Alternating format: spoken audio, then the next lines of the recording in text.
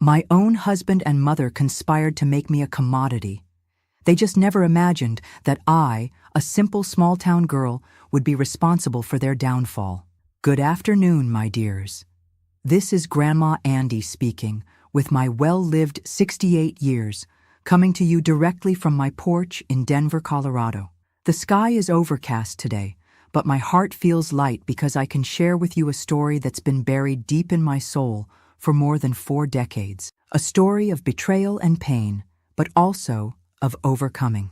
Before I begin this difficult journey, I'd like to ask a small favor from my heart. Please subscribe to Grandma's channel, give this video a thumbs up, it costs nothing, and let me know in the comments which part of America you're watching from.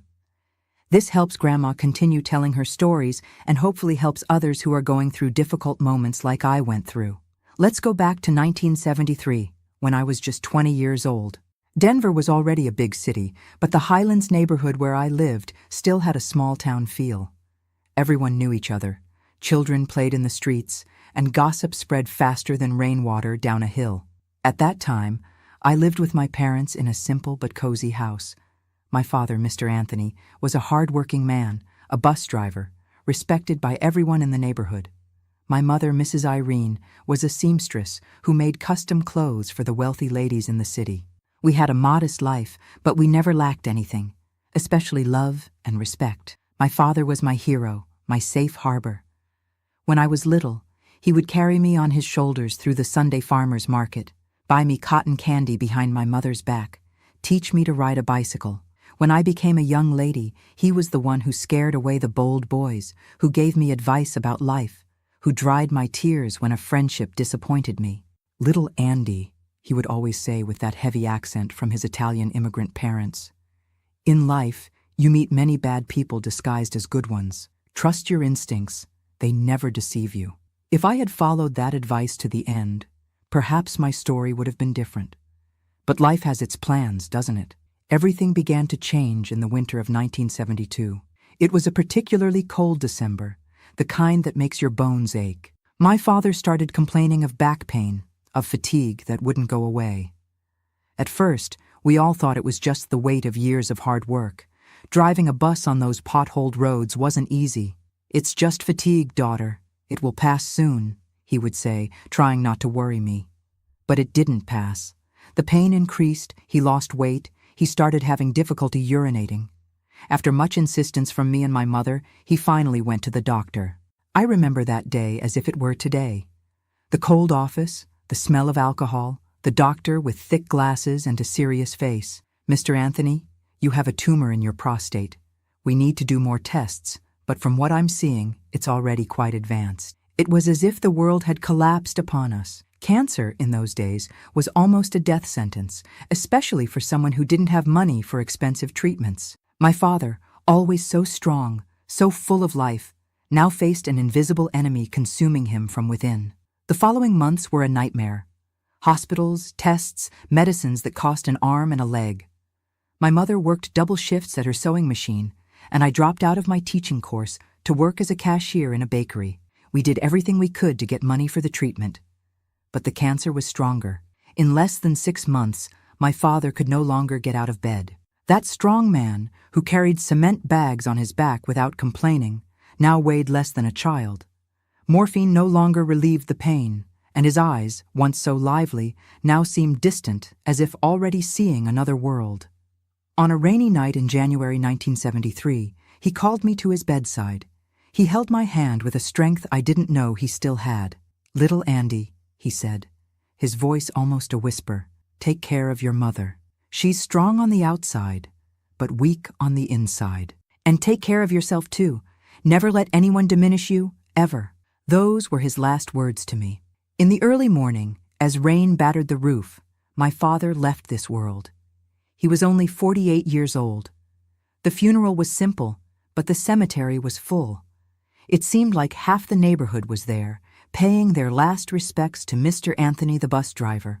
Drivers, conductors, neighbors, all with stories about how my father had helped them at some point, how he had been kind, honest, hard-working. I stood there, in the light rain, unable to cry. It was as if a part of me had been buried with him. The pain was so great that I couldn't even express it. The days that followed were foggy. I dragged myself to the bakery, served customers like a robot, returned home and found my mother sitting in my father's armchair, staring at nothing. The house, once so full of life and laughter, now seemed like a mausoleum. My mother changed after my father's death. It wasn't all at once. It was gradual, almost imperceptible at first. She, who had always been a strong, decisive woman, began to lean on me for everything. Any decision, any bill to pay, any problem with the house, everything fell on my 20-year-old shoulders. "You're just like your father," she would say. "Strong, decisive. I don't know how to live without him." At first I accepted this role. After all, I had promised my father I would take care of her. But I soon realized something wasn't right. She started going out more, coming home late, sometimes smelling of alcohol. She spent money we didn't have on new clothes, on expensive perfumes. When I questioned her, she cried, said she needed to feel alive again. "You don't understand, Andy. I lost the love of my life. I need to distract myself or I'll go crazy." It was during this troubled period that I met Alan. He appeared at the bakery one morning in April, asking for a pound of sourdough bread and 2 cream-filled donuts. Tall, dark-haired, green eyes that contrasted with his tanned skin, and a smile that lit up the room. He dressed well, dress pants, button-up shirt, polished shoes, which already made him stand out in our simple neighborhood. "You have the most beautiful smile I've ever seen," he said as I packaged the bread. I blushed immediately, awkward with the compliment. I wasn't used to receiving flirtations, especially from such elegant men. "Thank you," I muttered, embarrassed. "My name is Alan. I'm a lawyer. Just opened an office nearby. I'll become a regular customer if the bread is as good as the service." He came back the next day, and the next, and the next. Always during my shift, always with a discreet compliment, always buying something extra. Soon he was bringing flowers, to make the environment prettier, he said, but everyone in the bakery knew they were for me. On a Friday, after almost 2 weeks of this routine, he finally gathered his courage. "Andy, would you like to join me at the movies tomorrow? They're showing that new Paul Newman film." I hesitated. I hadn't gone out with anyone since my father's death. I didn't have the headspace, the time, or the desire. But there was something about Alan. Perhaps the gentleness, perhaps the respectful manner, perhaps just the fact that he was a welcome distraction, that made me accept. "Could be," I answered. "But I have to be home early. My mother—" Of course, he interrupted, smiling. "I'm a gentleman, Andy. It will just be a movie and perhaps a snack afterward. I promise you'll be home safe and sound before 10. And so it began. Our first date was exactly as he promised. A movie, a snack at the diner on the corner, and before 10, I was home. He didn't even try to kiss me, just a gentle kiss on the hand when saying goodbye. "It was a wonderful evening," he said. "I hope we can do it again." My mother was surprised when I told her I had gone out with someone. "A lawyer? And what does a lawyer want with a simple girl like you?" Her words hurt me, but not enough to stop me from continuing to see Alan. On the following weekends, we went out more times. Movies, the park, a walk by the Cherry Creek River. He was always gentle, attentive, interested in what I had to say. He made me feel special, important. On our 5th date, he kissed me for the first time. It was sweet, respectful, without pressure. When we separated, his green eyes shone with an intensity that left me breathless. "I think I'm falling in love with you, Andy," he confessed. I had been in love for a long time. How could I not be? Alan was everything any girl dreamed of, handsome, educated, hardworking, with a promising future. And most importantly, he treated me like a queen. Our relationship became official when he came to dinner at my house and asked my mother's permission.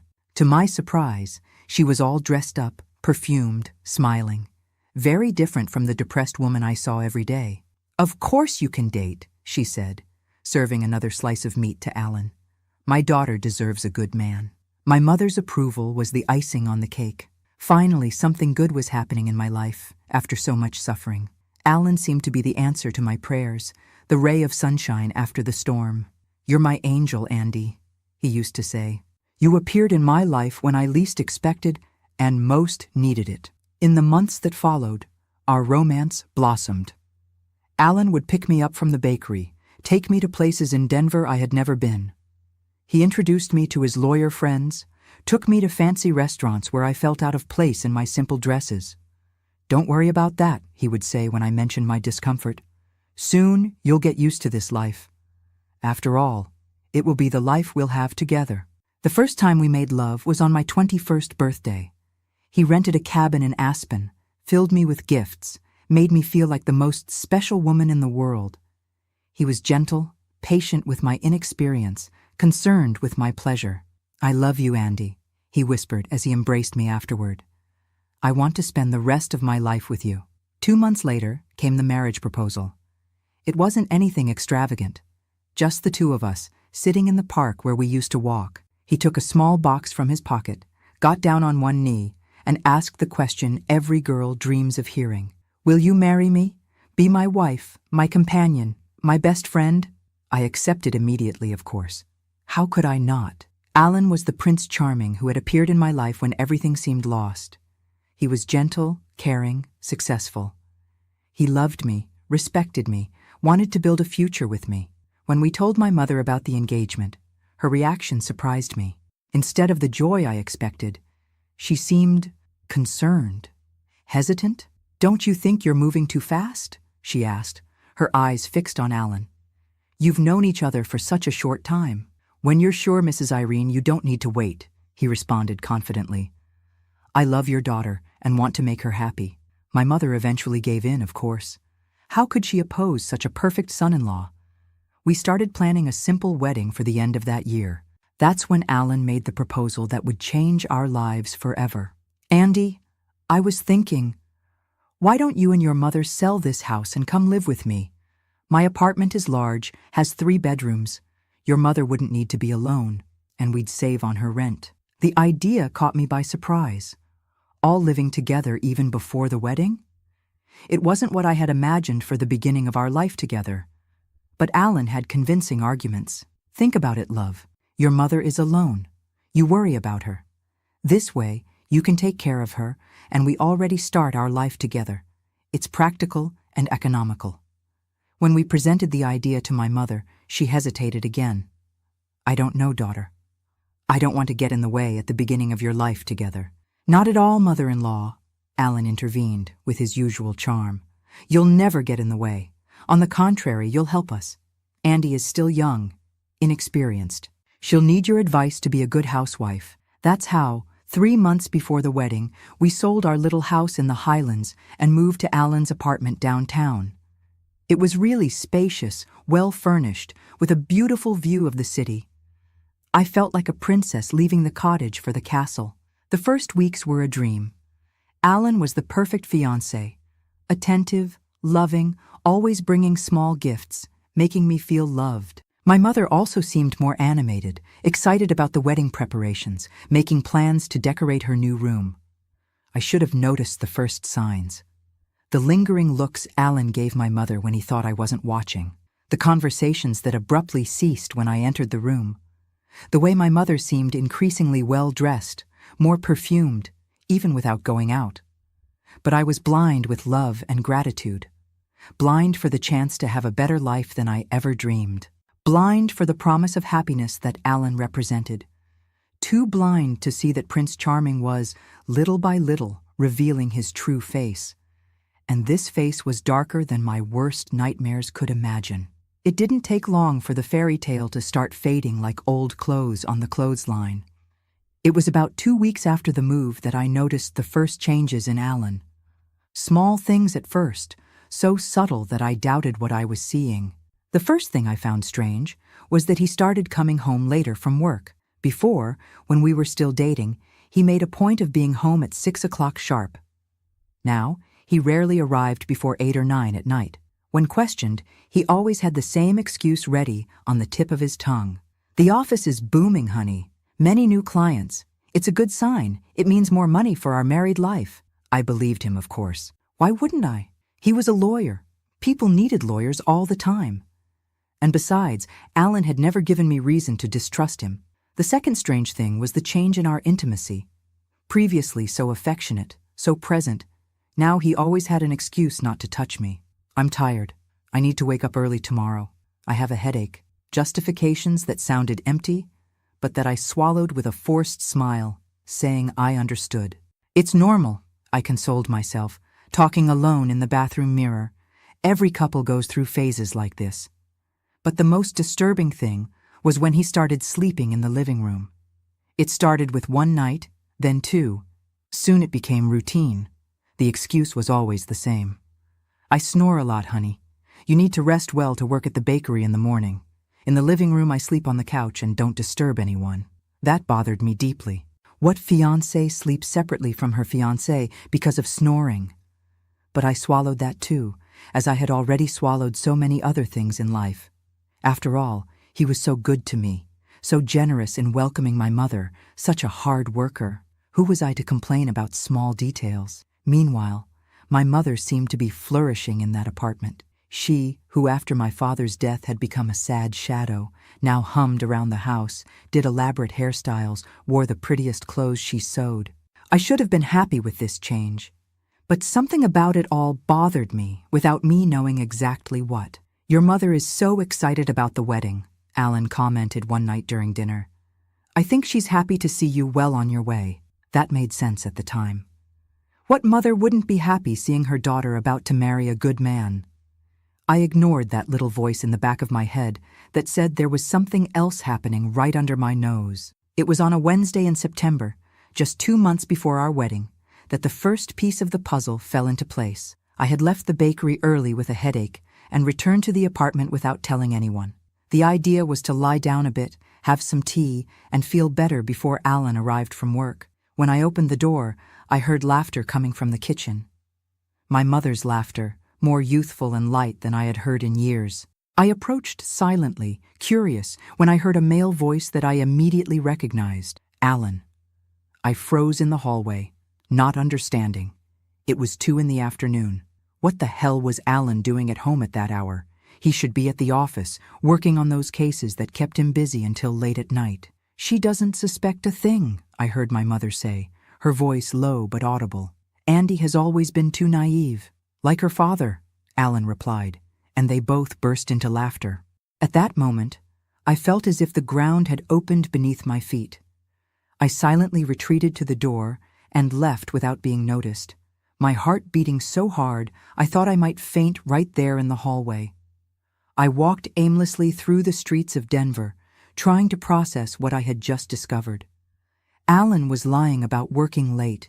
He and my mother were having conversations behind my back, laughing at me, calling me naive, and worse, comparing me to my father, as if that were something bad, something worthy of mockery. I returned home hours later, when it was already dark. I found them both in the living room, watching television as if nothing had happened. Where were you? Asked Alan, appearing concerned. I called the bakery and they said you had left early. I went for a walk, I replied dryly. I needed to clear my head. That night, lying alone in the bed I should be sharing with my future husband, I cried silently until I fell asleep. I still didn't know exactly what was happening, but my heart already knew it was something terrible. In the days that followed, I started paying more attention. The complicit glances between them, the way they always seemed to be whispering when I wasn't around, Alan's increasingly frequent excuses not to spend time with me. I have to sort out some details for the wedding, he would say, leaving the house on weekends. I'll help him, my mother would add, grabbing her purse and following him. They would return hours later, always with vague stories about having seen venues, tasted cakes, chosen invitations, but they never brought samples, never asked for my opinion. It was as if the wedding was happening between them, not between me and Alan. One night, while washing the dinner dishes, I heard a strange noise coming from my mother's room. Silently, I approached the half-open door and saw something I will never be able to erase from my memory. Alan, my fiancé, my future husband, in the arms of my own mother. I didn't scream. I didn't make a scene.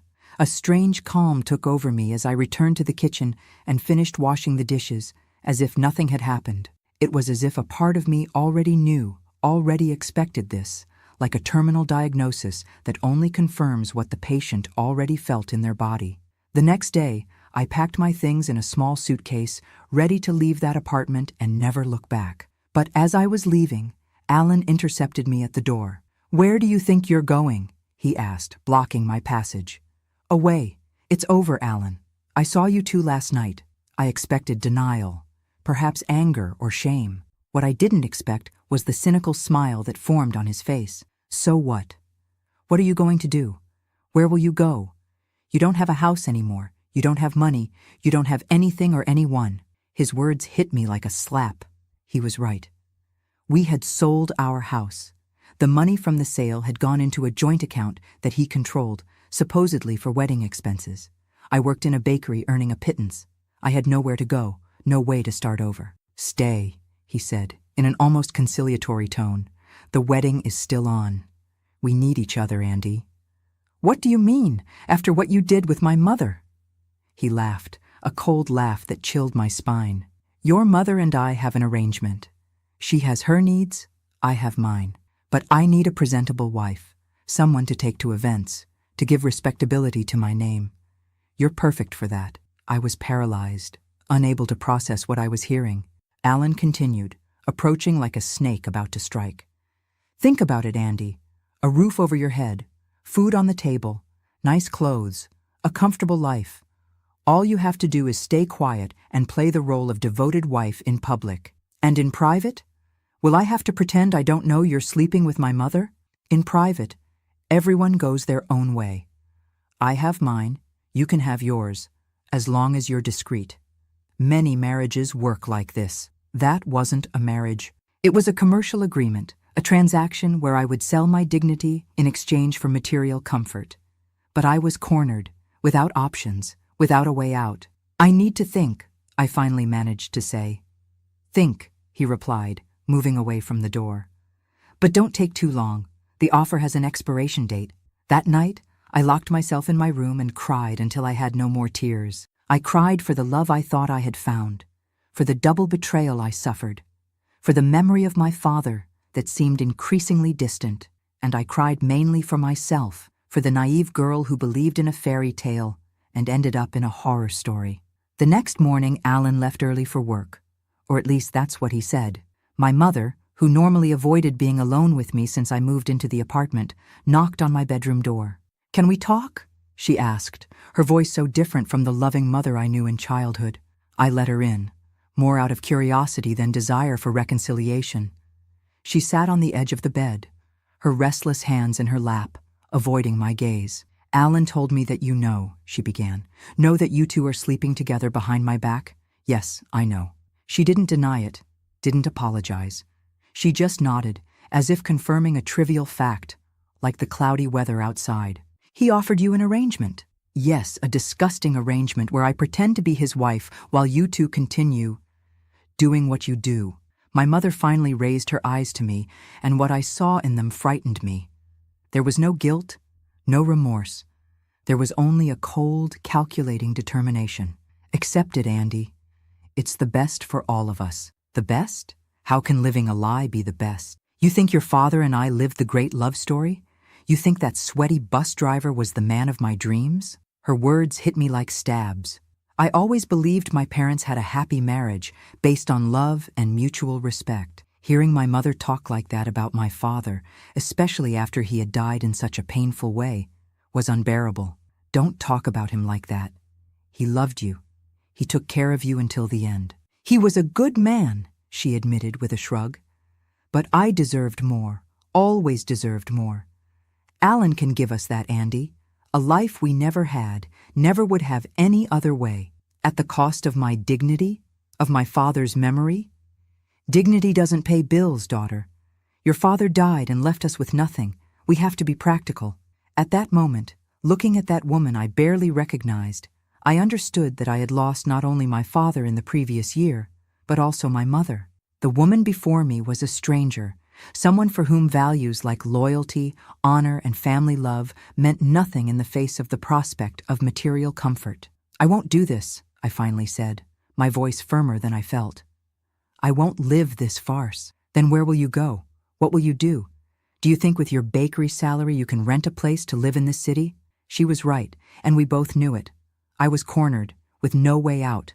"I have a week to decide," I replied, more to buy time than because I was actually considering the proposal.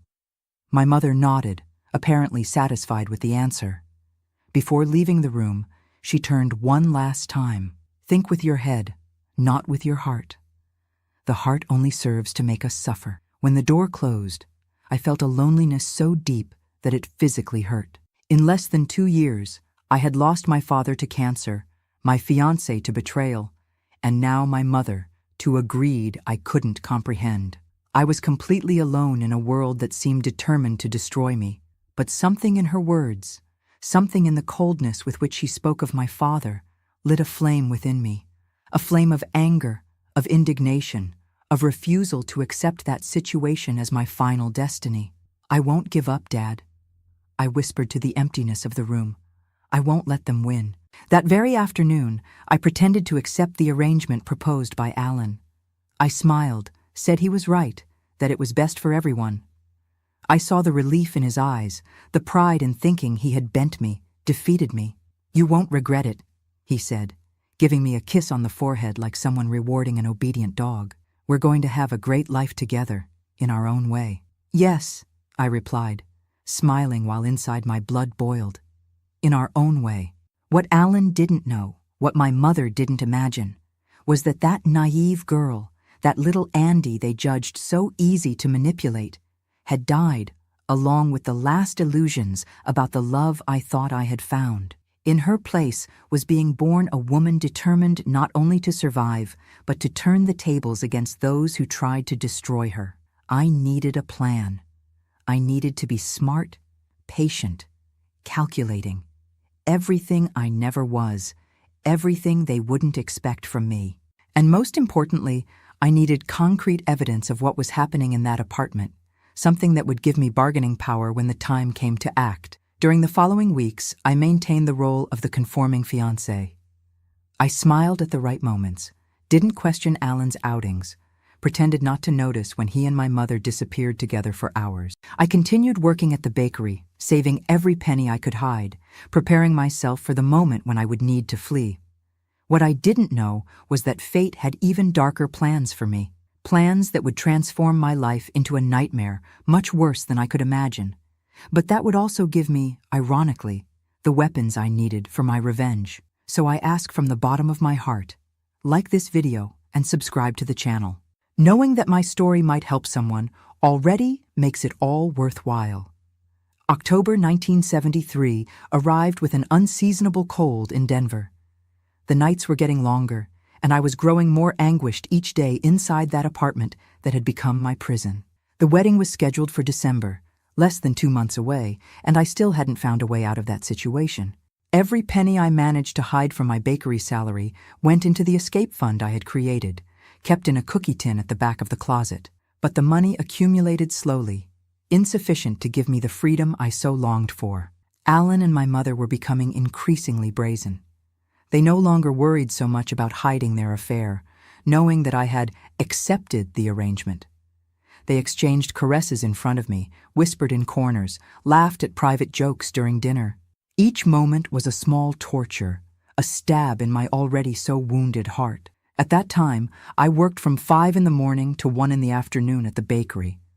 I arrived home exhausted, but still had to do the household chores, cooking, cleaning, washing clothes. My mother, who had once been an exemplary housewife, now barely lifted a finger to help. She spent her days beautifying herself, going out shopping with Alan's money, living the life of luxury she had always dreamed of. "You should be grateful," she told me once, seeing my tired face as I prepared dinner after a full day at the bakery. "Alan gives us a life that your father could never give." I bit my tongue not to respond, not to say what I really thought of her. Each insult to my father's memory was a stab, but I swallowed the pain, focused on my escape plan. On a Friday, in late October, Alan came home earlier than usual. He was agitated, his eyes shining in that way I knew well, the shine that appeared when he had some scheme in mind. "We need to talk," he announced during dinner.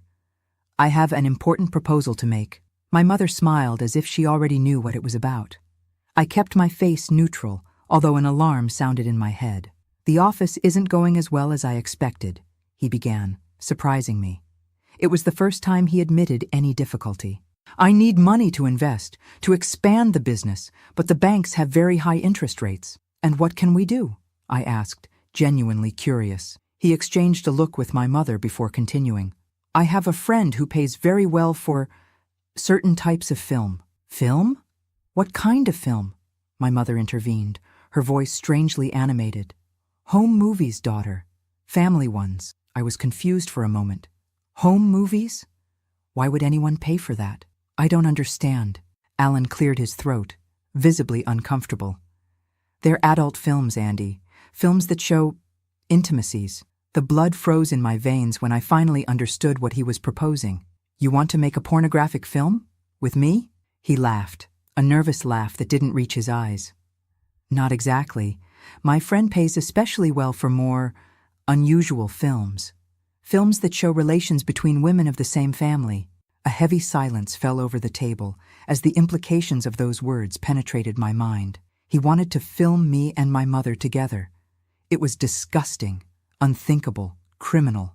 Have you gone crazy? I whispered, my voice trembling with anger and disgust. This is sick. It's just a film, he replied, his voice suddenly hard. And they pay very well, enough to solve all our financial problems. I won't do it. Never! I stood up from the table, ready to run to my room, but Alan grabbed my wrist with surprising strength. Sit down, he ordered, his green eyes now cold as ice. We haven't finished talking.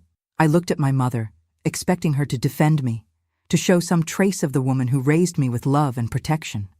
Instead, she just looked away, playing with the food on her plate. You have no choice, Andy, Alan continued, still holding my wrist tightly. The house where you grew up was sold. The money is with me. You have nowhere to go, no way to support yourself alone. Either you do what I'm asking, or you go to the street. I prefer the street to this degradation, I shouted, trying to break free. He squeezed tighter, making me moan in pain. Don't be dramatic. It's just a film, 1 hour at most. No one you know will see it. And after that, we'll have enough money to live well, to fulfill all our dreams. What dreams, Alan? You said you loved me, that you wanted to build a family with me. Something darkened in his gaze, a shadow that made me instinctively back away. Love is a luxury for those who don't have bills to pay, Andy. In the real world, we do what needs to be done to survive. I finally managed to break free and ran to my room, locking the door. I leaned against it, my heart beating so hard it seemed about to jump out of my chest. They had gone completely insane. What Alan was proposing was criminal, immoral, repugnant. And my own mother seemed willing to participate. I stayed there for hours, sitting on the floor, my back against the door, thinking about all my options.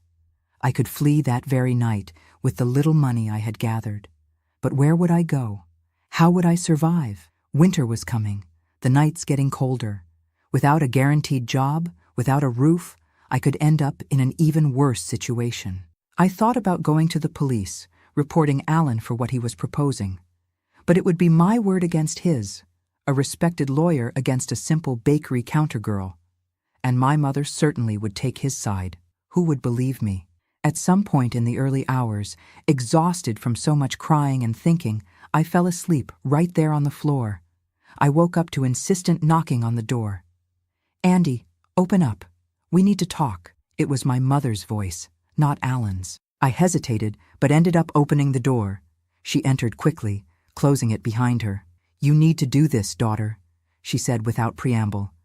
We don't have another option. There's always another option, Mom, I replied, my voice hoarse from so much crying. How can you even consider such a thing? I'm your daughter, your own blood, she sighed, sitting on the edge of my bed. You don't understand how the world works, Andy. You think life is a fairy tale, that good always wins, that love solves everything. It's not like that. It never was. Dad didn't teach you that. He was a good, honest man.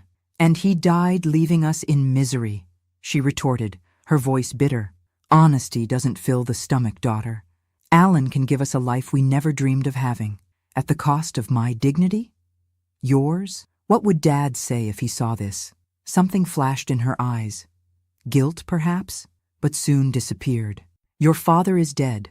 We are alive and we need to survive. She stood up, smoothing the new dress that Alan had certainly bought. Think about it. The alternative is the street. When she left, I fell to my knees on the floor, sobbing. How had I reached this point? How had my life transformed into this nightmare in such a short time? A year ago, I was a beloved daughter, with a united family, dreaming of the future. Now I was trapped in an apartment with two people who planned to use me in the worst possible way. Dad, I whispered to the emptiness of the room, help me, give me strength, show me a way. But no answer came, just the oppressive silence of those walls that now seemed like a prison to me. That night, during dinner, Alan returned to the subject as if we were discussing something perfectly normal, like the color of the curtains or the menu for the week. So Andy, have you thought about my proposal? I kept my eyes fixed on my plate, unable to look at him. I won't do it. He sighed, like a patient father with a stubborn child. Do you know how much they're offering? $50,000. It's a fortune. We could pay off all the office debts, maybe even buy a bigger house. $50,000. It was really a lot of money, more than I would earn in years working at the bakery. For an instant, I understood why my mother was tempted, but the moral price was too high. No, I repeated, my voice firmer. You can throw me out, leave me on the street, but I won't do it. Alan's face hardened, the mask of gentleness falling completely. It's a pity you think that way. Really a pity. His tone alarmed me. There was an implicit threat there, something I couldn't decipher at the moment, but that made all the hairs on my body stand on end. After dinner, I locked myself in my room again, determined not to come out until the next morning, when I would go to work. I started at 5, would leave the house at 4:30, when both would still be sleeping. On the way to the bakery, I would think of a better plan, maybe ask for help from my boss, Mrs. Clare, who had always been kind to me. At some point, I fell asleep, the emotional exhaustion finally overcoming my anguish. I woke up startled by a noise. The room was dark, only the weak light of the bedside lamp illuminating the outlines of the furniture. I sat up in bed, disoriented, not knowing what had woken me. That's when I noticed a shadow moving near the door. My heart raced. "Who's there?" I asked, my voice trembling. "It's me, daughter." It was my mother, but her voice was strange, slurred. I could discern her silhouette approaching the bed. The strong smell of alcohol reached my nostrils even before she sat on the edge of the mattress. "Mom? Is everything okay?" She laughed, a laugh I didn't recognize, bitter, cold, almost cruel. "Nothing is okay, Andy. Nothing ever was." Her hand touched my face, a touch that should be maternal, but that caused me a shiver of apprehension. "You look so much like your father," she continued, her voice increasingly slurred. "The same eyes, the same stubborn way. Mom, have you been drinking? You better go back to your room and—" I didn't finish the sentence. Her hand, which before caressed my face, moved down my neck, my shoulders, in a caress that had nothing maternal about it. I froze, unable to process what was happening. "Mom!" I finally exclaimed, moving away. "What are you doing?" It was then that I noticed another presence in the room, a male silhouette near the door, observing. "Alan." "What's happening?" I asked, panic growing in my voice. "The film, Andy," he replied calmly. "Since you didn't want to cooperate willingly, it will be by force." Only then did I notice what he was holding in his hands, a camera, one of those heavy old home movie cameras. A small red dot indicated it was already recording. "No!" I shouted, trying to get out of the bed, but my mother held me with surprising strength. "Stay still," she whispered, her alcohol-laden breath making me turn my face. "It will be easier if you don't resist." What followed was the worst nightmare anyone could imagine. My own mother, the woman who should protect me against everything and everyone, trying to force me to participate in that abomination while Alan filmed, giving instructions like a macabre director. I fought with all my strength. I screamed until my throat burned, but the apartment was large, the walls thick, the neighbors distant. No one would come to my rescue. At some point, my mother lost patience with my resistance. The first slap came as a shock, not for the pain, but for the realization that that woman, my own mother, was capable of physically assaulting me. "Stop this!" I shouted, tears streaming down my face. "You're my mother, and you're ungrateful," she replied, her eyes glazed by alcohol and something else I couldn't identify. "After everything I did for you." The second slap was stronger, leaving me dazed. Taking advantage of my moment of weakness, she tore off my nightgown with violence, exposing me to the camera Alan was holding. "Excellent," I heard his voice, distant as in a bad dream. "Continue like that." What followed was a session of physical and psychological torture. My mother, completely out of herself, hit me with a belt she had brought. Each blow left red marks on my skin, but the physical pain was almost a relief compared to the emotional agony of being abused by my own mother. Alan filmed everything, occasionally giving instructions, laughing when I screamed in pain, clearly excited by my suffering. At some point, I stopped fighting. My body was exhausted, my mind beginning to shut down as a defense mechanism. When it finally ended, I was thrown on the bed like a rag doll, red marks covering my body, blood running from a cut on my lip where the belt had hit me. My mother, apparently satisfied with her performance, staggered out of the room, leaving me alone with Alan. He approached the bed, the camera still on, capturing my final humiliation. "See?" he said, his voice low, almost gentle. "It didn't have to be like this. If you had cooperated, it would have been easier." I didn't respond. I had no strength or will. I just wanted him to leave me alone with my pain and shame. "This film will earn us a lot of money," he continued, apparently interpreting my silence as acceptance. "My friend said there's a specific market for this type of content, incest, violence. There are people who pay fortunes." The word incest penetrated the fog of pain that enveloped my mind. Was that what they had done to me? Was that what they would call the abuse I suffered? "Rest," he said, finally turning off the camera. "Tomorrow, you don't need to go to work. Say you're sick." When the door closed behind him, I remained motionless on the bed, looking at the ceiling, the tears drying on my face. Something had broken inside me that night, not just my trust in people, my faith in family love, something deeper, more essential. But while lying there, hearing the muffled laughter coming from the living room where my mother and Alan were probably celebrating their macabre feat, a new emotion began to take the place of pain and shame. An emotion I had never felt with such intensity. Hatred. A pure, crystalline hatred that cleared my mind like lightning on a dark night. They had stolen everything from me, my dignity, my innocence, my trust in the world. But I wouldn't let them steal my future. I wouldn't let them go unpunished after what they did. Slowly, ignoring the pain that ran through every inch of my body, I got up from the bed. I dragged myself to the bathroom in my room, where I took a hot shower, letting the water wash away the physical marks of that night, knowing that the emotional scars would remain forever. Then, lying back in bed, I began to formulate a plan.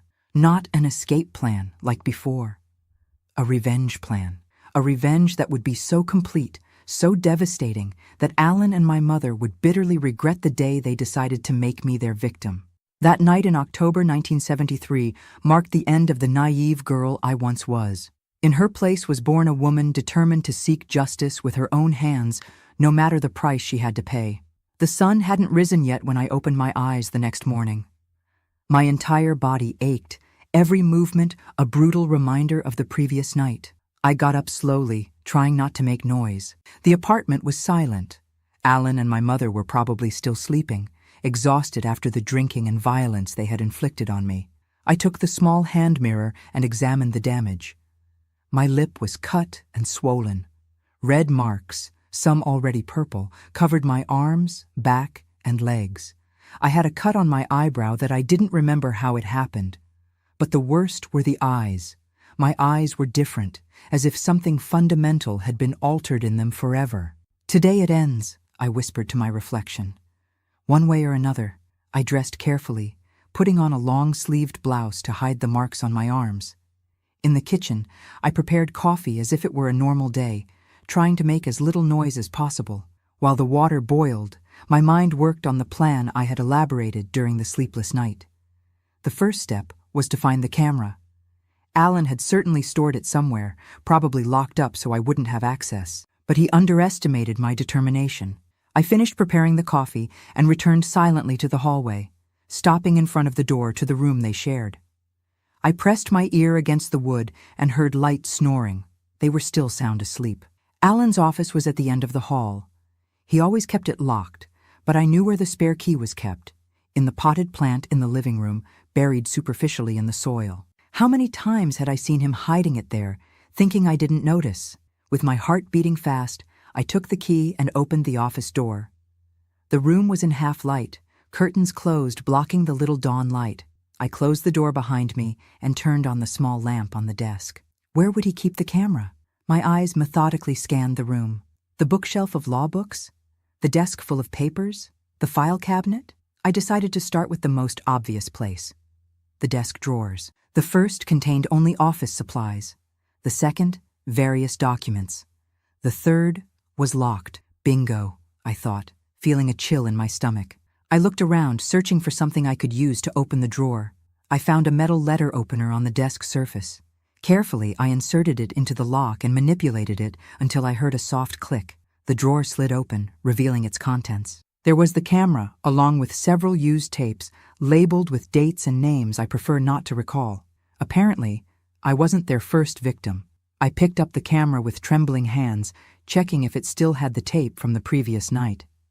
It was there, the evidence of all the brutality I suffered, recorded forever on film. But it wasn't just the camera that interested me. I continued searching the drawer and found a folder with documents. When I opened it, my heart almost stopped. They were papers from the sale of our house, deposit receipts, bank statements. All the money that was supposedly being saved for the wedding had been diverted to an account in Alan's name only. I took the camera and the most important documents, storing them in the bag I had brought with me. I closed the drawer and replaced the letter opener exactly where it was. I left the office, locked the door, and returned the key to the potted plant. The second step of my plan was riskier. I needed to leave the apartment without being noticed and reach the nearest police station. The problem was that I wasn't sure if I could return before they woke up. If they noticed my absence and noticed the camera was missing, I would be in great danger. I decided to risk it. I took my coat, the bag with the evidence, and left the apartment silently. The living room clock marked 5:15 in the morning. The streets of Denver were still deserted, the cold, late October air cutting my face. I walked hurriedly, ignoring the pain I still felt throughout my body. The nearest police station was about 15 blocks away. I could take a bus, but at that hour they were rare and I couldn't waste time waiting. As I walked, I mentally rehearsed what I would say. How would I explain the unimaginable? How would I put into words the horror I lived? And what if they didn't believe me? If they thought it was my invention, a form of revenge against my mother and my fiancé? When I finally arrived at the police station, I was breathless and sweaty, despite the cold. The officer on duty, a middle-aged man with deep eye bags, looked at me with suspicion. "Can I help you, ma'am?" I took a deep breath, gathering all my courage. "I need to report a crime, an abuse against me." He indicated a chair and called another officer, a younger one. I told my story in the clearest and most direct way I could, without omitting details, no matter how painful they were. Their faces went from initial distrust to shock, then to contained anger. "And do you have evidence of this?" asked the older one when I finished my account. I opened my bag and took out the camera. "It's all here. They filmed everything." The younger officer took the camera carefully, as if it were something that could contaminate him. "We'll need to see this." "I know," I replied, my voice breaking, "but I don't want to be present when you watch it." They agreed and took me to a separate room where a female officer was called to formally register my complaint and photograph my injuries. Meanwhile, the two officers went to watch the tape in the adjacent room. 20 minutes later, the older officer returned, his face pale, his eyes hard as stones. "Ma'am," he said, his voice controlled, "we're going to arrest these people immediately. Would you like to accompany us or prefer to stay here at the station?" A part of me wanted to see their faces when the police arrived. I wanted to witness the moment when they would realize their game was over. But another part, more sensible, knew it would be too traumatic. I prefer to stay here, I replied. I understand. We're going to send a patrol car right now. Is there anyone else in the apartment besides the two of them?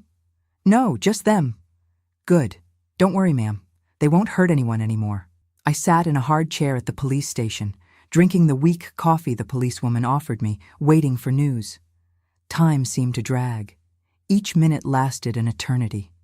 I imagined 1,000 scenarios, them fleeing before the police arrived, resisting arrest, denying everything. After what seemed like an eternity, I heard the noise of cars braking sharply outside. Raised voices, doors slamming. I instinctively stood up, moving to the window. I saw when they brought my mother and Alan out of the police car. Both handcuffed, she crying uncontrollably. He with an impassive face, as if none of that were real. I didn't feel what I expected to feel. Neither joy, nor relief, nor satisfaction. Just an immense emptiness, as if a part of me had died that night and would never return. The older officer came to me. We found more tapes in the apartment. Many tapes. It seems they had been doing this for some time, with other victims. Your fiancé confessed that he sold this material. Your mother is claiming she was coerced, that she was under the influence of alcohol and drugs. I wasn't surprised. It was typical of her to escape responsibility for her own actions. What happens now? I asked, suddenly exhausted. They will remain in jail. The case is serious. There's no bail. Do you have somewhere to go? Any relative? Friend? I shook my head negatively. I had no one. All my family was there. One arrested for having assaulted me, the other for having filmed and encouraged it. There are shelters for women victims of violence, he suggested, with unusual gentleness for a man of that time. I can call social services. That won't be necessary, I replied, an idea forming in my mind. There's a person who might be able to help me. I left the police station feeling strangely light, as if an enormous weight had been lifted from my shoulders. The sun was already high in the sky. People circulated in the streets, oblivious to the drama I had lived in the last few hours. I took a bus to the bakery where I worked. Mrs. Claire, my boss, widened her eyes when she saw me enter. The cut lip, the black eye, the way I moved with difficulty. My God, girl, what happened to you? Between tears and sobs, I told everything. I didn't omit anything, didn't soften the most sordid details. She listened in silence, the horror growing on her kind face. When I finished, she hugged me tightly, ignoring the customers waiting to be served. Stay here, Andy. I have a small room in the back where you can stay until you get settled. No one will hurt you again. I promise. That unexpected kindness, coming from someone who wasn't even a relative, made me cry again. But this time, they were tears of relief, of gratitude, perhaps even of hope. In the days that followed, the news spread quickly. Lawyer and mother-in-law arrested for abusing young woman, headlined the local newspaper. My name wasn't mentioned, thank God, but the story was clear enough for those who knew the people involved. The trial was quick by the standards of the time. The evidence was irrefutable. The tapes, my injuries, the testimonies of other victims who were identified and had the courage to speak out. Alan and my mother were sentenced to several years in prison. I never went to visit them. For me, both were dead. The money from the sale of our house was judicially recovered and returned to me. It wasn't a fortune, but it was enough to restart my life. I continued working at Mrs. Claire's bakery for a few more months, living in the small back room, saving every penny. In mid-1974, I made a drastic decision. I needed to leave Denver. There were too many memories there, too many people who knew my story, too many pitying looks that followed me through the streets. I wanted a place where no one knew me, where I could be just Andy, not the girl from that terrible case. Aspen, in the Colorado mountains, seemed the perfect place. Small, touristy, with job opportunities, and far enough from Denver to give me a new start. Using the money I had saved, I rented a small apartment near the center and started looking for work. That's how I ended up as a waitress at the Alpine Chalet, a traditional restaurant that served fondue and other typical dishes to tourists. The work was hard, especially on weekends and vacation seasons, but it paid reasonably well and the tips complemented my income. Slowly, I rebuilt my life. I made friendships, learned to trust again, not completely, never completely, and even started to smile once in a while. The memories of the night of terror never completely disappeared, but they became more distant, like a nightmare that loses strength with the passing of time. It was at the Alpine Chalet that I met Matthew in July 1976. He was from Chicago, a lawyer like Alan, but as different from him as day is from night. He was spending vacation in Aspen and came to dine at the restaurant 3 nights in a row, always sitting in my section.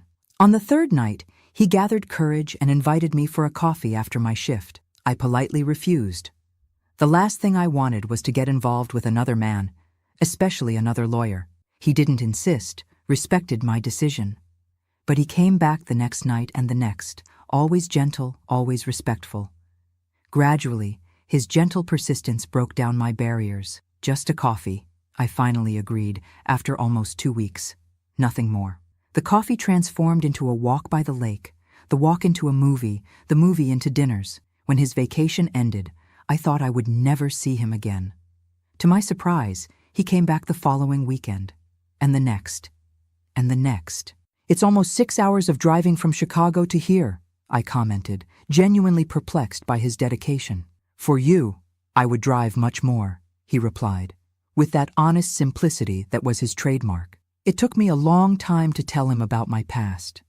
I was afraid of his reaction, afraid of seeing disgust, pity, or disbelief in his eyes. When I finally gathered courage, almost a year after we met, his response surprised me. "Thank you for trusting me enough to share this," he said, holding my hands firmly. "I can't change what happened. I can't erase this pain. But I promise that, as long as I live, I will do everything so that you never feel vulnerable again. Never be afraid again." I married Matthew in December 1977 in a simple ceremony in the small church in Aspen. Mrs. Clare came from Denver to be my maid of honor. I had no other guests on my side. All my family was dead to me, literally or figuratively. We moved to Chicago, where Matthew had his law firm. Adapting to the big city was difficult at first, but he was patient, giving me time and space to get used to it. He never pressured me to work outside the home, although I eventually chose to do so, opening a small confectionery inspired by the sweets I learned to make in Aspen.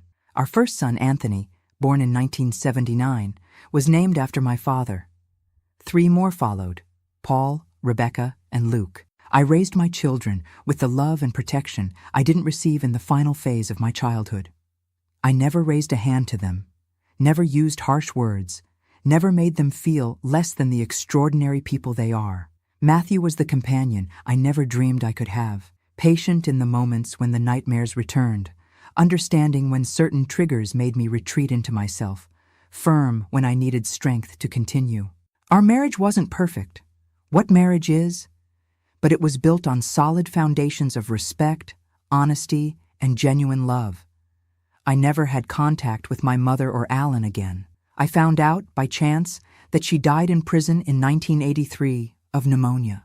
I felt nothing, neither anger, nor sadness, nor relief. It was like hearing about the death of a stranger. As for Alan, I don't even know if he's still alive. It doesn't matter. He no longer has power over me, over my life, over my ability to be happy.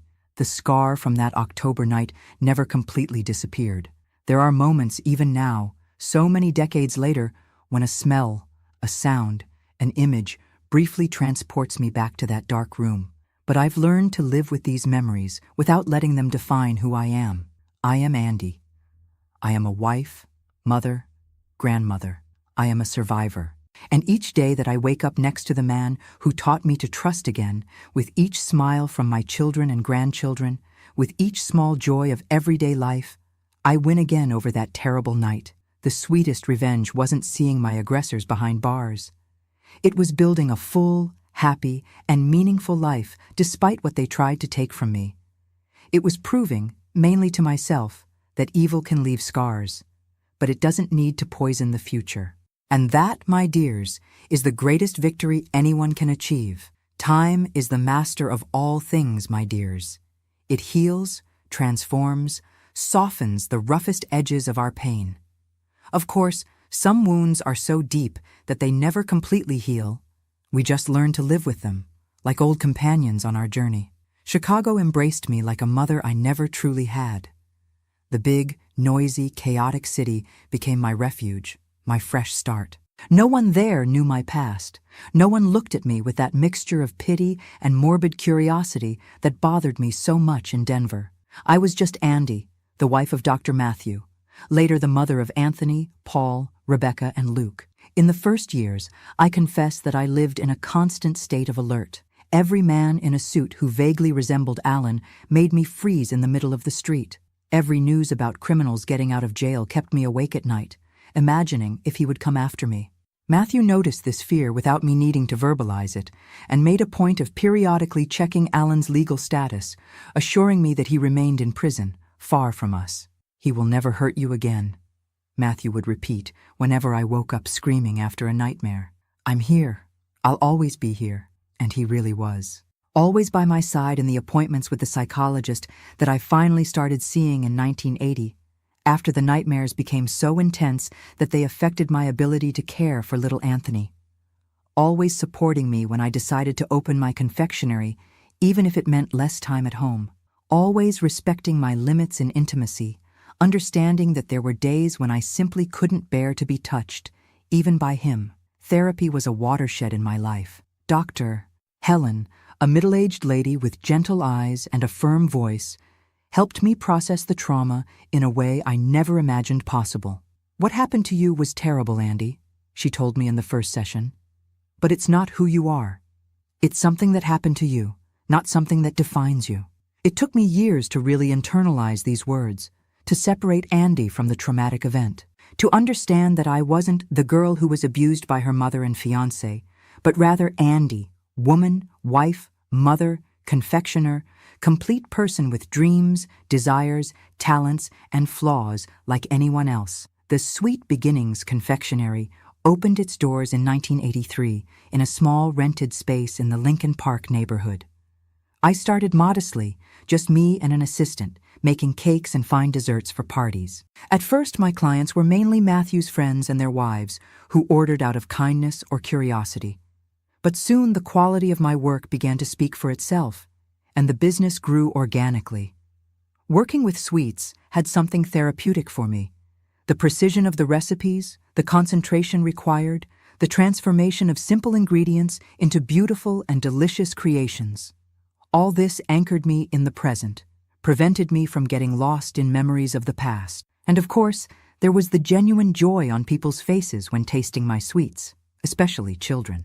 "There's no sadness that can resist a good chocolate truffle," I used to say, and I truly believed it. In 1985, when Luke, my youngest, was born, the confectionery had already expanded to a larger space and had 5 employees.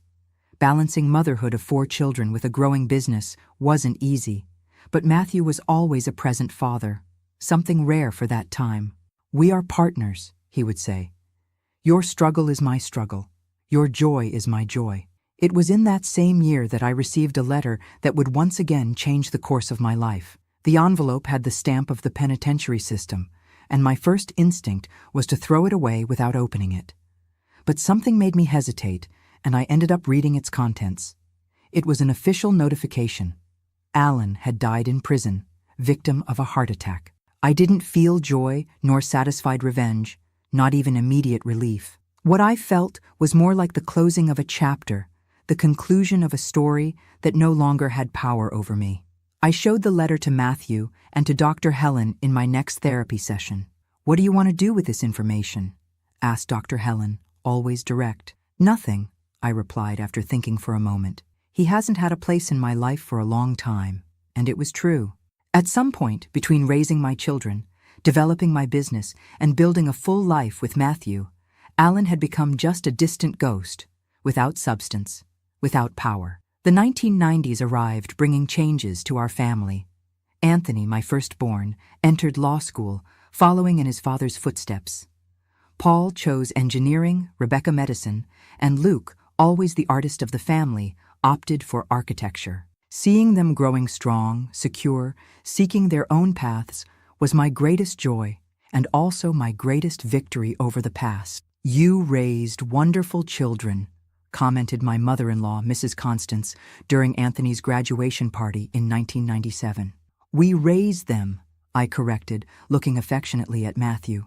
"Each of their achievements has a bit of both of us." The confectionery, which started so small, transformed into a network with 3 units spread across Chicago. I never wanted to expand too much, preferring to maintain the quality control and personal touch that had always been our trademark. I still personally tested each new recipe, still made a point of knowing each employee by name, still got emotional when customers returned to say that our sweets had made their special moments even more memorable. In 2000, at 48 years old, I became a grandmother for the first time. Maria, daughter of Anthony and his wife Carla, was born on a sunny April morning. Holding that little 5-pound package in my arms, feeling her baby smell, seeing in her curious little eyes the future unfolding, was an indescribable emotion. "Grandma," I whispered, testing the title aloud for the first time. Grandma Andy. How different it sounded from the Grandma Irene that my mother never got to be. How it carried another weight, another meaning, another promise. I promised myself at that moment that I would be for Maria, and for all the grandchildren who would come later, the opposite of what my mother was for me. I would be a safe harbor, not a threat. I would be unconditional love, not manipulation. I would be protection, not danger. In the years that followed, our family continued to grow. More grandchildren arrived. John, Beatrice, Lucas, Sophie, Peter, and Gus, each bringing their own light, their own flavor to our life. Matthew and I delighted in spoiling them, in seeing them grow, in participating in their lives in a way that our jobs hadn't always allowed with our own children. In 2010, at 58 years old, I decided to gradually step away from the daily administration of the confectionery. Rebecca, who had surprised everyone by abandoning medicine in her 3rd year to study culinary arts, took the reins of the business with competence and passion. "I learned from the best," she would say, filling me with pride. Matthew also began to reduce his workload at the law firm, passing more cases to Anthony, who had become his partner. We started traveling more, visiting places we had always dreamed of seeing: Paris, Rome, Lisbon, New York. Each trip was an adventure, a celebration of the freedom we had conquered, of the life we had built together. It was during our trip to Portugal in 2012 that Matthew had the first warning. A sudden malaise during a walk in Sintra, a tightness in his chest that he tried to hide, but that immediately alarmed me. We returned hastily to the United States, straight to a battery of tests. The diagnosis came like a punch to the stomach: advanced coronary artery disease. He would need bypass surgery as soon as possible. "Don't worry," he tried to calm me, seeing the terror in my eyes. "We've faced worse things together. The surgery was a success, thank God. But the recovery was long and difficult. For the first time in our marriage, the roles were completely reversed. Now I was the one who needed to be the rock, the safe harbor, the unshakable strength. I cared for him with all the love and dedication he had always given me. I learned about medications, special diets, recommended exercises. I transformed our house to facilitate his recovery. I was by his side at each consultation, each test, each small victory on the path to rehabilitation. "You're my guardian angel," he would say, holding my hand during physical therapy sessions. "I'm just returning the favor," I would respond, knowing that I could never completely repay everything he had done for me. Matthew recovered, but he was never the same. He became more fragile, more contemplative, more aware of the finitude of life. We decided it was time to enjoy every moment we had together to the fullest. We sold our large house in Lincoln Park, where we had raised our children, and bought a smaller apartment, easier to maintain. We began to divide our time between Chicago and a small farmhouse in Wisconsin, where we planted our own vegetables and fruits, received the grandchildren on weekends, and watched breathtaking sunsets. In 2017, we celebrated our ruby wedding anniversary, 40 years of marriage. The party, organized by our children, brought together family, friends, former employees, people who had crossed our path over the decades. It was a celebration not only of our love, but of the life we had built together, of the obstacles we had overcome, of the family we had created. If I could go back in time, Matthew told me during our dance. "I would marry you 1,000 times again." Looking at him, at the wrinkles that framed his gentle eyes, at the now completely white hair, at the smile that still made my heart race, I knew I would say the same. Despite everything, despite the traumatic beginning of my adult life, I ended up being luckier in love than I ever imagined I deserved. It was in 2020, at the beginning of the pandemic, that I lost Matthew. Not to the virus that haunted the world, but to a second heart attack, fatal this time. We were at the farmhouse planting strawberries that he would never see grow, when he simply fell by my side, without warning, without a chance to say goodbye. The pain of loss was overwhelming, different from any other I had ever experienced. It wasn't the sharp pain of betrayal, nor the horror of abuse, nor the emptiness of rejection. It was an amputation pain, as if half of me had been suddenly torn away, leaving a space that nothing would ever fill. The isolation of the pandemic made mourning even more difficult. I couldn't have the funeral that Matthew deserved, couldn't be embraced by all who loved him, couldn't feel the comfort of the physical presence of my extended family. Just a small, hurried funeral, with masks hiding the tears, social distancing preventing the comfort of touch. But even in the deepest pain, even in the most acute absence, I found strength in the life we had built together. In the children we raised, in the grandchildren we adored, in the legacy of love and respect that Matthew left behind. Today, at 68 years old, I look back and see a life that, despite its traumatic beginning, was rich in love, purpose, and meaning.